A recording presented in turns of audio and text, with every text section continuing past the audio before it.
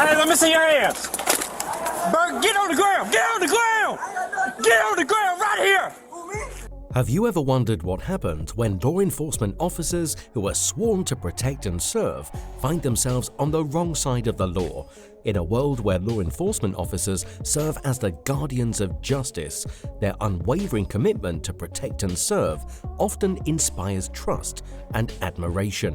But what happens when those entrusted to protect and serve cross the line? How does society respond to the revelation of police misconduct? Join us on a riveting exploration as we delve into the intriguing world of when cops get caught and get fired. Yeah, your head did hit the cement.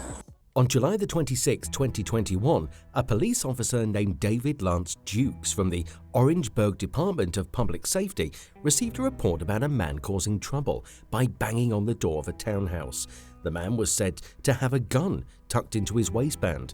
When Officer Dukes arrived at the location, he quickly pulled out his gun and told Clarence Gaillard, a 58-year-old disabled man, and his cousin Mario Julian, who was standing in the parking lot nearby the townhouse, to lie down on the ground.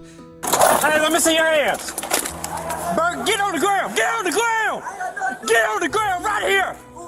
Mr. Gaillard tried to do what Officer Duke told him to do so, which was to get down on his hands and knees. However, Officer Dukes forcefully used his foot to try to make Mr. Gaillard go all the way down to the ground. This caused Mr. Gaillard's head to hit the pavement very hard. In a court case from 1989 called Graham versus Connor, the Supreme Court explained that according to the Fourth Amendment, a police officer should only use force if it is considered reasonable given the situation. The court identified 3 factors that should be taken into account when determining if the use of force was reasonable. These factors include how serious the crime is, whether the suspect poses an immediate threat to the safety of the officers or others, and whether the suspect is actively resisting arrest or trying to run away. In a more recent case from 2016 called Armstrong versus Village of Pinehurst, the Fourth Circuit, which includes South Carolina, stated that if someone doesn't obey lawful orders from the police, it can justify some use of force. However, the level of force that can be justified depends on the risks posed by the resistance. Even if more resistance is passive, meaning the person is not physically fighting back, some force may still be allowed, but the amount of force that can be used depends on the specific circumstances of the resistance. In this situation, the seriousness of the crime was not very high. Officer Dukes thought that Mr. Gaillard had a gun when they first started talking, but when Officer Dukes used force against him, it became clear that Mr. Gaillard did not possess an immediate threat. He raised both of his empty hands above his head and then got on his hands and knees. Mr. Gaillard was not resisting arrest in any way and was trying to follow Officer Dukes' commands when the force was used. Considering these circumstances, it is very likely that a court would decide that Officer Dukes' use of force against Mr. Gaillard was not justified or reasonable. Yep, Listen. yep, they slammed my head down on the cement. Yep. Officer Dukes claims that when Mr. Gaillard was walking from behind the white vehicle, he believed that Mr. Gaillard had a gun. Officer Dukes repeatedly told him to drop the gun. Officer Dukes also says that once Mr. Gaillard stepped in front of the vehicle, he had his hands in his pockets and ignored requests to show his hands. However, the body camera footage shows that Mr. Gaillard had his hands above his head.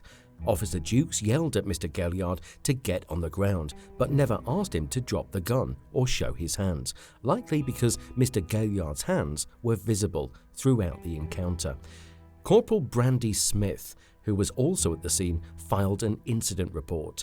The report states that when Mr. Gaillard was walking from the passenger side of the vehicle, he appeared to have his hands in his pockets. However, once he reached the front of the vehicle, he took his hands out of his pockets. Corporal Smith's report also mentions that Officer Dukes gave loud verbal commands for Mr. Gaillard to get on the ground, but does not mention a gun or any commands relating to dropping a gun or showing hands. It's important to note that Officer Dukes did not explain the method he used to bring Mr. Gaillard down when he was reporting what happened. Corporal Smith's report claims that when Mr. Gaillard didn't fully comply with getting on the ground, Officer Jukes pushed him down by placing his right foot on the middle of Mr. Gaillard's back. However, Sergeant Aquale Polydor's incident report states that Officer Jukes jumped up and stomped Mr. Gaillard on the back of his neck with his foot. The body camera footage is not clear enough to determine whether Officer Jukes' foot landed on Mr. Gaillard's neck or upper back, but it is clear that Officer Jukes' explanation of the events did not match the body camera footage or the reports filed by his colleagues.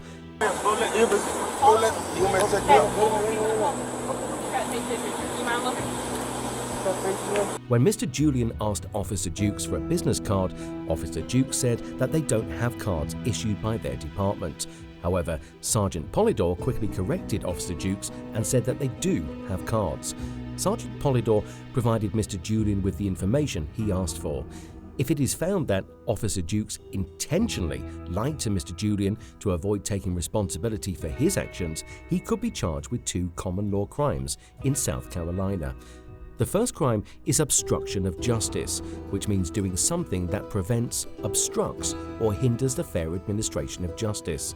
The second crime is official misconduct, which occurs when people in police office fail to properly and faithfully perform their duties as required by the law. In a previous case from 1997 called State versus Lyles Gray, a court in South Carolina upheld convictions for both of these crimes against a police officer from the Camden Police Department. The officer was found guilty because she failed to interview witnesses after her daughter was identified as a suspect. She obtained a false arrest warrant for another person and withheld evidence.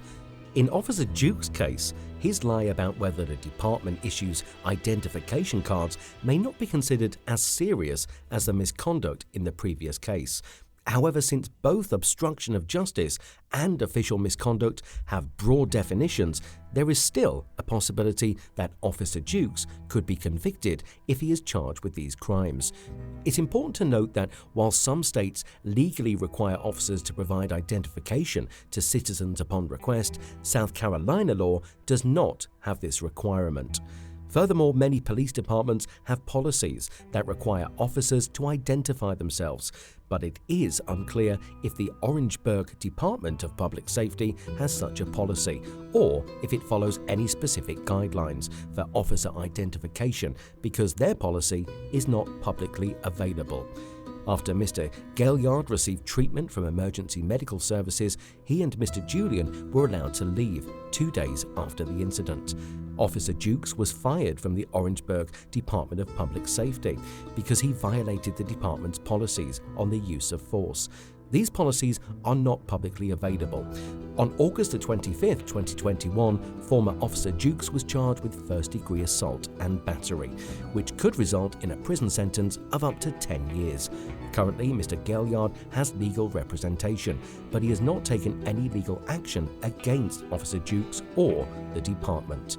Former Officer Jukes acted unacceptably by physically assaulting Mr. Gaillard without any apparent reason. He also lied about the nature of the interaction in his police report and made efforts to avoid being held accountable for his actions. Throughout the encounter, Mr. Jukes was never in danger, and his violent behavior seemed motivated by his ego rather than ensuring the safety of officers or civilians. There was no valid excuse for forcefully shoving Mr. Gaillard's face into the pavement, especially when it was evident that he was attempting to surrender. This type of conduct contributes to the nationwide unrest surrounding law enforcement officers. Mr. Jukes' attempts to justify his actions and manipulate the facts of the encounter only further demonstrate his unacceptable and deceitful behavior.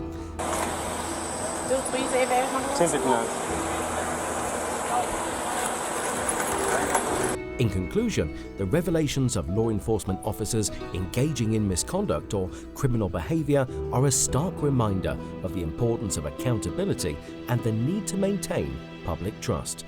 Through this journey, we hope to foster a deeper understanding of the challenges faced by police departments and the critical role that transparency and integrity play in maintaining a just society. Join us again for more intriguing discussions on fascinating topics that shape our world.